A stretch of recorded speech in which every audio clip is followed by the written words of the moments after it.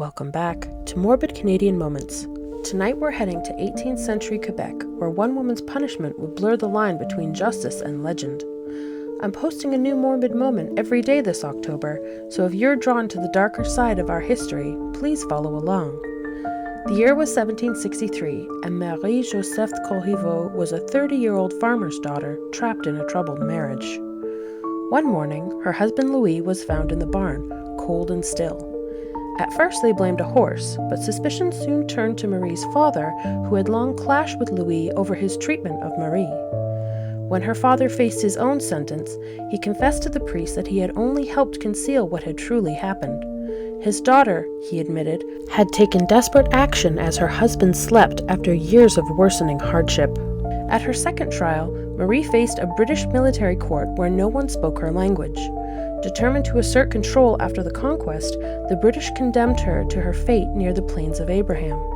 As an added punishment, she was placed on display for 5 weeks in an iron frame, a grim English custom long since abolished in France. To the people of New France, it was a sight of horror, a still figure above the crossroads on the road to Lévis, her cage swaying in the wind.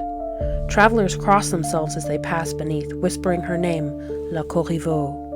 And so the legend grew. They called her witch and villain. Stories claim she was the descendant of a famed apothecary and that her knowledge of herbs had helped her rid herself of 7 husbands.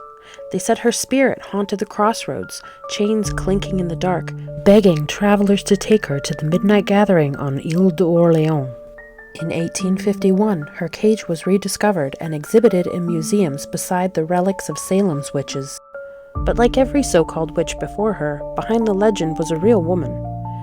In life, in the end, and in memory, Marie-Joseph Corriveau remained trapped by her husband, by the courts, by the cage, and finally, by the story that mistook her suffering for sin.